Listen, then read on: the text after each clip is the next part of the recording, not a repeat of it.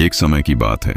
एक छोटे से गांव में, जहां हर तरफ हरी भरी धरती और सुनहरी धूप बिखरी रहती थी, वहां रामजान नाम का एक किसान अपनी बीवी अमीना के साथ बड़ी सादगी और प्रेमपूर्ण जीवन जी रहा था।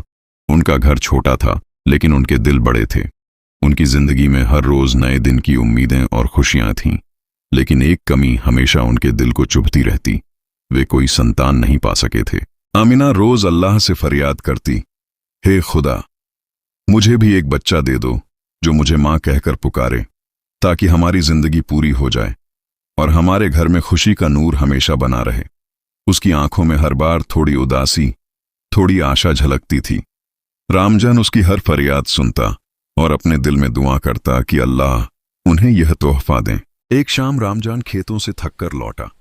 उसकी पीठ पर हल्की धूल जमी हुई थी और हाथों में लकड़ियों का गट्ठर था। उसने यह गट्ठर घर की दीवार के सहारे रख दिया। फिर वह जल्दी से कपड़े बदले और अमीना के साथ भोजन करने बैठा। दोनों ने मिलकर खाना खाया। खाने के दौरान अमीना मुस्कुराई और बोली, आज रात मैंने अजीब सा ख्वाब देखा। ऐसा लग रहा था जैसे अल्लाह ने हमें एक खूबसूरत बच्चा दिया हो। उसकी आंखों में प्यार और ममता झलक रही थी।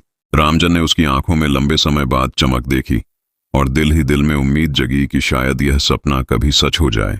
लेकिन तभी लकड़ियों के गट्ठर के बीच से एक छोटा सा नन्हा सांप बाहर सरकता हुआ आया। वह इतना प्यारा लग रहा था कि रामजान और अमीना दोनों उसकी हरकतें देखकर हैरान रह गए। अमीना का दिल अचानक भारी हो गया। उसकी आंखों में आंसू भर आए। वह रोते हुए बोली, देखो, सांपों के भी बच्चे होते हैं, लेकिन हमारे नसीब में तो कोई संतान ही नहीं। उसकी बात पूरी भी नहीं हुई थी कि वही नन्हा सांप उनके पास आया। और चमत्कार तब हुआ जब उसने इंसानी आवाज में कहा, मत रो मेरी मालिक, अगर खुदा ने तुम्हें औलाद नहीं दी तो मुझे अपना बेटा बना लो। मैं आपका आज्ञाकारी बेटा बनकर रहूंगा, कभी आपको नुकसान नहीं पहुंचाऊंगा। आप बस मुझे मां की तरह पालना, मैं आपके प्यार का बदला जरूर दूंगा। रामजान और अमीना दंग रह गए। कैसे एक छोटा सा सांप इंसानों की तरह बात कर रहा था।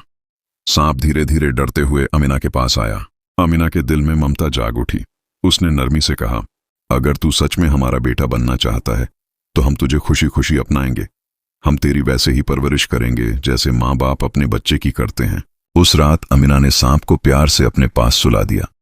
उसे साफ पानी से नहलाया, मुलायम कपड़े से पोंछा और उसके लिए छोटा सा नरम बिस्तर तैयार किया। वह उसे अपने पास सुलाने लगी और धीरे धीरे उसका हाथ पकड़कर उसे प्यार से थपथपाया। रामजान भी पास बैठा हुआ था और वह इस अद्भुत नन्हे जीव को देखकर हैरान और खुश दोनों था। दिन बीतते गए। अमीना हर रोज उसे अच्छे बर्तन में खाना देती, पानी पिलाती और उसकी देखभाल करती, जैसे कोई माँ अपने बच्चे की करती है। वह उसे प्यार करती, उसकी हर नजरों की इच्छा पूरी करती और दुआओं में उसके लिए बरकत मांगती। समय के साथ सांप बड़ा होने लगा। एक दिन जब सांप जवान हो गया, वह रामजान के पास आया और बोला, अब्बा, अब मैं जवान हो गया हूं, मैं शादी करना चाहता हूं। रामजान मुस्कुराया और बोला, यह तो बहुत अच्छा ख्याल है, मैं जंगल में जाकर तुम्हारे लिए साथी ढूंढ लूंगा। लेकिन सांप ने सिर हिलाते हुए कहा, नहीं अब्बा, मैं सांप से शादी नहीं करना चाहता। मैं तो सुल्तान की हसीन बेटी राजकुमारी से शादी करना चाहता हूं। रामजान डर गया। वह जानता था कि राजकुमारी बहुत सुंदर और शाही थी। सांप दृढ़ था। उसने कहा, आप राजधानी जाएं और सुल्तान से कहें कि एक बड़ा सांप उनकी राजकुमारी से निकाह करना चाहता है। रामजान ने साहस जुटाया और राजधानी की ओर निकल पड़ा।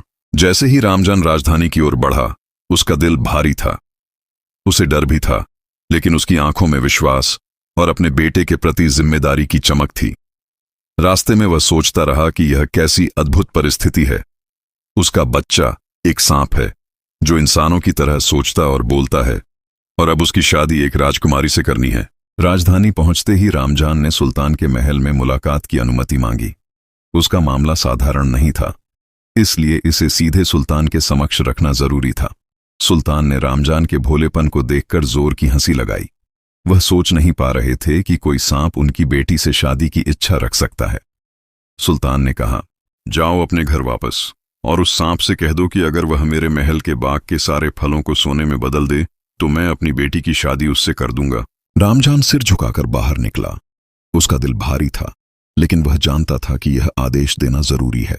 जब वह घर लौटा और सांप को सारी बात बताई तो सांप ने सुकून भरी आवाज में कहा, अब्बा जान, घबराइए मत, ये मेरा नागमणि लीजिए और फज्र से पहले सुल्तान के बाग में जाएं, इसे जमीन पर रखें और अपनी आंखें कुछ देर के लिए बंद कर लें।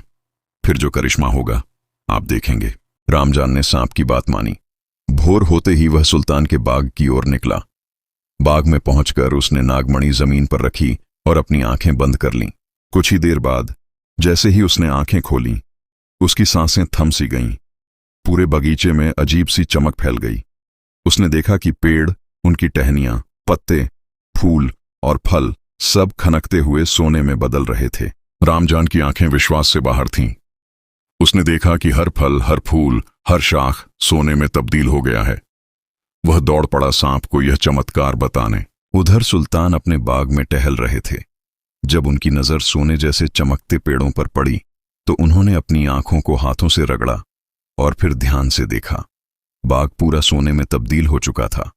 उन्होंने खुद से बुदबुदाया, यह किसी गरीब किसान का काम नहीं हो सकता, इसमें कोई रहस्य जरूर है। सांप ने रामजान से कहा, अब्बा जान, सुल्तान से कहिए कि मैंने उनकी शर्त पूरी कर दी, अब वह अपना वादा निभाए। सुल्तान इस बार गंभीर थे, लेकिन दिल में शंका बनी हुई थी। उन्होंने कहा, ठहरो, इतनी जल्दी नहीं। अगर यह सांप सचमुच मेरी बेटी से शादी करना चाहता है तो उसे एक शाही महल बनाना होगा जिसकी जमीन सोने की परत से ढकी हो। तब तक निकाह की बात मत करना। रामजान डरते हुए घर लौटा। उसे डर था कि कहीं सांप इस बार गुस्सा न हो जाए, लेकिन सांप ने मुस्कुराकर कहा, अब्बा जान, आप बस अपनी आंखें बंद कर लीजिए। रामजान ने जैसे ही अपनी आंखें बंद कीं, जमीन थरथराई और हवा में एक नूर जैसी चमक फैल गई। जैसे ही उसने आंखें खोलीं, उसके सामने एक शानदार महल खड़ा था।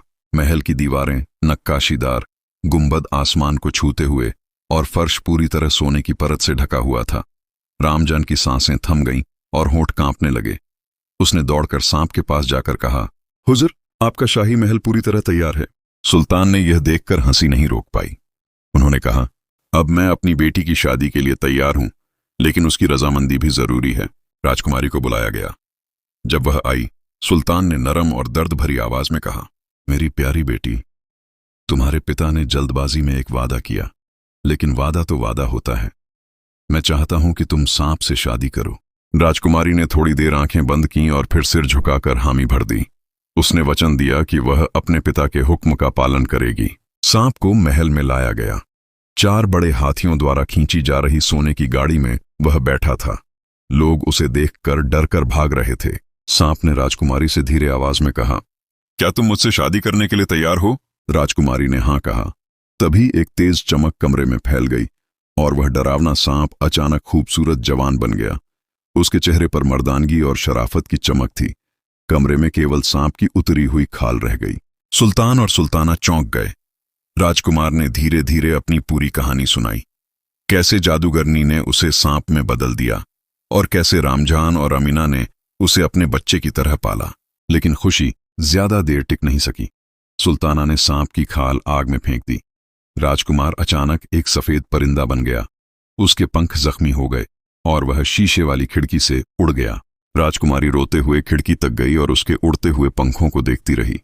उसने हाथ उठाकर अल्लाह से दुआ मांगी, हे खुदा, मेरी मदद करो, मेरे राजकुमार को सुरक्षित रखो। अल्लाह वाले बूढ़े दरवेश ने देखा और नरम आवाज में कहा, इसका इलाज है, पर आसान नहीं। 4 परिंदों के पूंछ के पंख चाहिए, इन्हीं में बरकत है। रात में इन्हें लेकर मैं राजकुमार को ठीक कर दूंगा। राजकुमारी ने हाथ जोड़ दिए और आशा और विश्वास के साथ बूढ़े दरवेश का इंतजार किया। अंधेरा धीरे धीरे छाने लगा। राजकुमारी अकेले अपने कमरे में बैठी थी। उसकी आंखें नींद से भारी और दिल बेचैन था। वह जानती थी कि उसके राजकुमार की हालत गंभीर है। उसकी सोच थी कि चाहे कुछ भी हो जाए, वह उसे ठीक करने की पूरी कोशिश करेगी। बाहर जंगल में अल्लाह वाले बूढ़े दरवेश भी तैयार थे।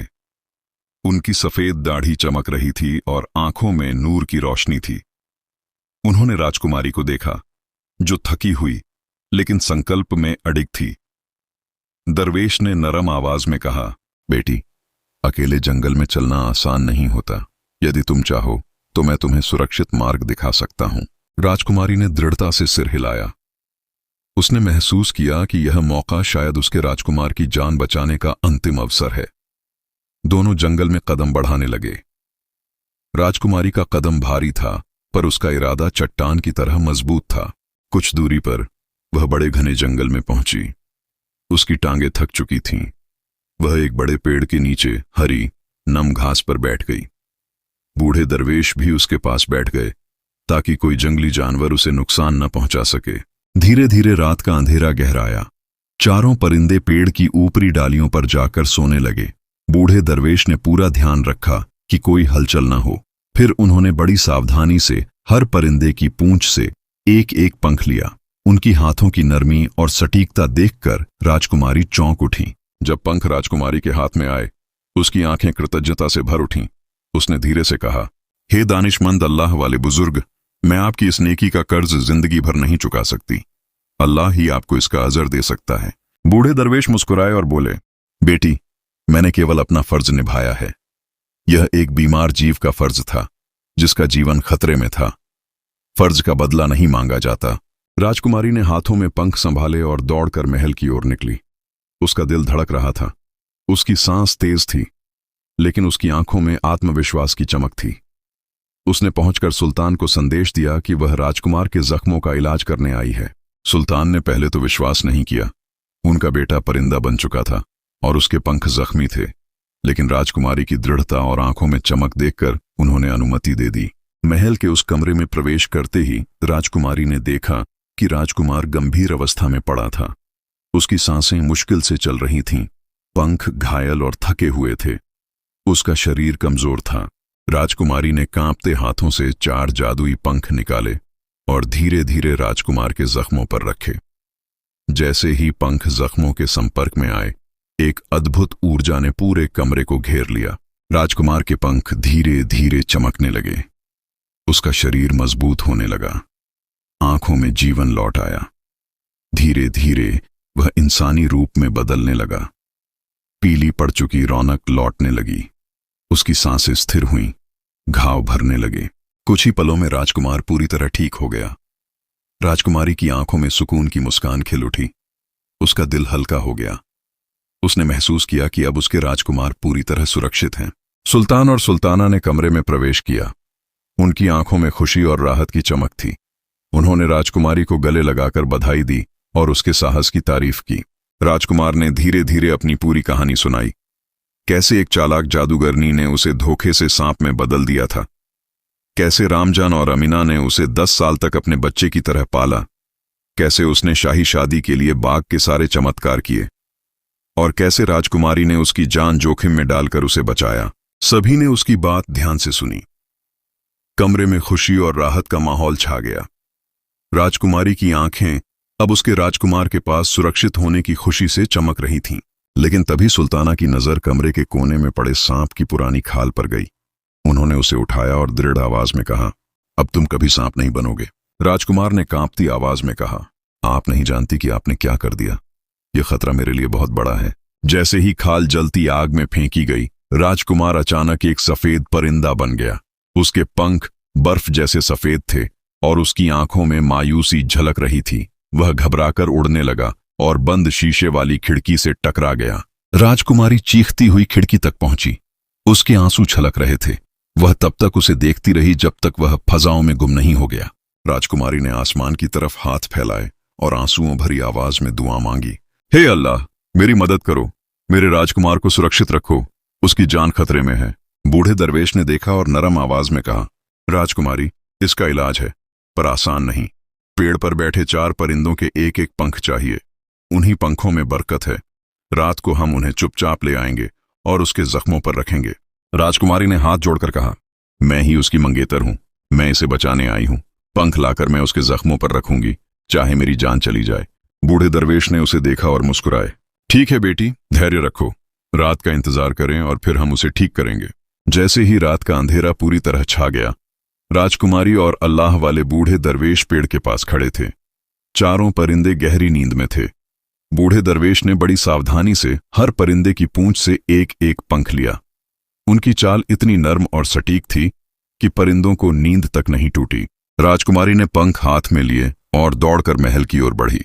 उसका दिल धड़क रहा था, लेकिन उसकी आंखों में आत्मविश्वास और अपने राजकुमार के प्रति प्यार की चमक थी। महल पहुंचकर उसने सुल्तान से अनुमति मांगी। पहले तो सुल्तान का मन डरा और हक्का बक्का रह गया। उनके बेटे की हालत गंभीर थी, परंतु राजकुमारी की दृढ़ता देखकर उन्होंने अनुमति दे दी। राजकुमारी ने जख्मी राजकुमार के पास पहुंचकर कांपते हाथों से पंख उसके जख्मों पर रखे। जैसे ही पंख जख्मों के संपर्क में आए, कमरा हल्की रोशनी से भर गया। राजकुमार धीरे धीरे इंसानी रूप में बदलने लगा। उसकी सांसें स्थिर हुईं, घाव भरने लगे और पीली पड़ चुकी रौनक वापस लौट आई। कुछ ही पलों में राजकुमार पूरी तरह ठीक हो गया। राजकुमारी की आंखों में पहली बार सुकून की मुस्कान खिल उठी। उसने महसूस किया कि अब उसके राजकुमार पूरी तरह सुरक्षित हैं। सुल्तान और सुल्ताना कमरे में दाखिल हुए। उनकी आंखों में खुशी और राहत की चमक थी। उन्होंने राजकुमारी को गले लगाकर बधाई दी और उसकी बहादुरी की तारीफ की। राजकुमार ने धीरे धीरे अपनी पूरी कहानी सुनाई। कैसे जादूगरनी ने उसे धोखे से सांप में बदल दिया था, कैसे रामजान और अमीना ने उसे 10 साल तक अपने बच्चे की तरह पाला, कैसे उसने बाग के सारे चमत्कार किए और कैसे राजकुमारी ने अपनी जान जोखिम में डालकर उसे बचाया। सभी ने ध्यान से उसकी कहानी सुनी। कमरे में खुशी और राहत का माहौल था। राजकुमारी की आंखें अब उसके राजकुमार के पास सुरक्षित होने की खुशी से चमक रही थीं। सुल्ताना ने खाल जलाने की वजह बताई। उन्होंने कहा कि खाल को जलाने से राजकुमार हमेशा के लिए सुरक्षित रहेगा। यह सुनकर राजकुमार ने डर और चिंता व्यक्त की, लेकिन अब उसे भरोसा था कि राजकुमारी और अल्लाह की मदद से सब कुछ ठीक हो जाएगा। राजकुमारी ने राजकुमार से हाथ पकड़कर कहा, अब तुम सुरक्षित हो, मैं हमेशा तुम्हारे साथ रहूंगी। सुल्तान ने निर्णय लिया कि निकाह की तैयारियां तुरंत शुरू हों। महल में हर तरफ हलचल मच गई, धूमधाम से सजावट की गई, बाजार में खुशियों की लहर दौड़ गई। रामजान और अमीना को भी शादी में बुलाया गया। उन्होंने 10 साल तक अपने बच्चे की तरह पाला और अब उनका बेटा राजकुमार इंसानी रूप में सुरक्षित है। राजकुमार ने उनके सम्मान के लिए उन्हें महल के बगल में एक खूबसूरत महल और ऊंचा ओहदा दे दिया। शादी का दिन आया। महल में हर तरफ फूलों की खुशबू फैली थी। बाजार में ढोल, नगाड़े और गीतों की गूंज सुनाई दे रही थी। राजकुमारी अपने सुंदर परिधान में तैयार थी। राजकुमार राजसी पोशाक में, उसकी आंखों में प्यार और आदर की चमक। दोनों परिवार मिले। रामजान और अमीना अपने बेटे की खुशी देखकर भावुक थे। उन्होंने अपनी खिदमतों और प्यार का पूरा फल देखा। राजकुमार और राजकुमारी ने हाथ जोड़कर एक दूसरे से वचन लिया। उनके दिलों में भरोसा, प्यार और समर्पण की भावना थी। शादी के समारोह में दुआएं, हंसी और खुशियों का माहौल था। सुल्तान और सुल्ताना अपने फैसले से संतुष्ट थे। उन्होंने देखा कि उनकी बेटी ने अपनी बहादुरी और प्यार से राजकुमार को बचाया। राजकुमार ने अपने माता पिता रामजान और अमीना को भी महल में सम्मानित किया। उन्हें महल का एक बड़ा हिस्सा दे दिया गया और उच्च ओहदा प्रदान किया गया। शादी के बाद राजकुमार और राजकुमारी अपने नए जीवन में प्रवेश किए। उनका घर प्रेम, विश्वास और ईमानदारी से भरा था। राजकुमार ने अपने अतीत को नहीं भूला। उसने अपने पालन पोषण करने वाले माता पिता का हर तरह से सम्मान किया। राजकुमार और राजकुमारी ने एक साथ खुशी, सुरक्षा और समृद्धि का जीवन बिताना शुरू किया। उनके बीच प्रेम और समझदारी का बंधन मजबूत हुआ। शादी का समारोह पूरे राज्य में एक अद्भुत घटना की तरह फैल गया। हर कोई राजकुमार और राजकुमारी की खुशियों में शामिल होना चाहता था। महल के हॉल और आंगन फूलों, रंग बिरंगी लाइटों और खुशबू से जगमगा रहे थे। संगीत और ढोल की गूंज चारों तरफ फैल रही थी। राजकुमार और राजकुमारी एक दूसरे के हाथ में हाथ डालकर सभी के सामने खड़े थे। उनकी आंखों में प्रेम, सम्मान और विश्वास की चमक थी। राजकुमारी ने अपने वचन निभाए और राजकुमार ने अपने अतीत की पीड़ा और जादू के असर को पीछे छोड़ दिया। सुल्तान और सुल्ताना ने अपनी बेटी की बहादुरी और वफादारी की तारीफ की। उन्होंने सभी दरबारियों और नगरवासियों से कहा, आज का दिन सिर्फ शादी का दिन नहीं है, बल्कि सच्चे प्यार, साहस और निस्वार्थ सेवा का पर्व है। यह हमें याद दिलाता है कि प्यार और समर्पण से कोई भी कठिनाई हल हो सकती है। महल में रामजान और अमीना भी उपस्थित थे। उनके चेहरे पर गर्व और खुशी की चमक थी। 10 साल तक उन्होंने अपने बच्चे की तरह पाला और आज उसका सुखद अंत देख रहे थे। राजकुमार ने उनके प्रति सम्मान और प्यार जताया। उसने उन्हें महल का एक खूबसूरत हिस्सा दे दिया और उच्च ओहदा प्रदान किया ताकि उनकी इज्जत हमेशा बनी रहे। राजकुमारी ने अपने माता पिता सुल्तान और सुल्ताना को भी धन्यवाद कहा कि उन्होंने उसका हक और वचन बचाया। उसने उन्हें समझाया कि यह सिर्फ उसके और राजकुमार का प्रयास नहीं था, बल्कि पूरे परिवार और अल्लाह की कृपा का परिणाम था। शादी के बाद राजकुमार और राजकुमारी का जीवन प्रेम, विश्वास और समझदारी से भर गया। राजकुमार ने अपने अतीत के अनुभव को नहीं भूला। उसने सीखा कि वफादारी, धैर्य और प्रेम की ताकत हर बाधा को पार कर सकती है। रामजान और अमीना ने अपने बेटे के लिए खुशी और संतोष का अनुभव किया। उन्होंने महसूस किया कि उनके द्वारा दिया गया प्यार और पालन पोषण उनके बेटे को सही मार्ग पर ले गया। उनका संघर्ष और समर्पण सफल हुआ। राजकुमार और राजकुमारी ने राज्य की सेवा और जनता के कल्याण में भी योगदान देना शुरू किया। उन्होंने अपने अनुभव और दया से राज्यवासियों की मदद की। महल और राज्य में प्रेम और विश्वास का माहौल फैल गया। इस कहानी का सबसे बड़ा संदेश यह था कि सच्चा प्रेम, निस्वार्थ सेवा और धैर्य किसी भी कठिनाई को पार कर सकता है।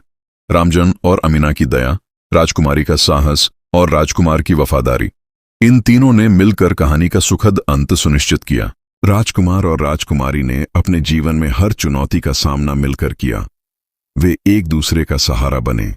उनका प्रेम राज्य में मिसाल बन गया और इस तरह हमारे कहानी के सभी पात्र, राजकुमार, राजकुमारी, रामजान और अमीना, सभी खुशहाल और सुरक्षित रहे। हर कोई अपनी जिंदगी में प्रेम, सम्मान और खुशियों से भरा जीवन जीने लगा। कहानी का यही समापन है। सच्चे प्रेम, धैर्य और निस्वार्थ सेवा से हर कठिनाई का हल संभव है, और जो प्रेम वफादारी में अडिग रहता है वह हर विपत्ति पर विजय पाता है।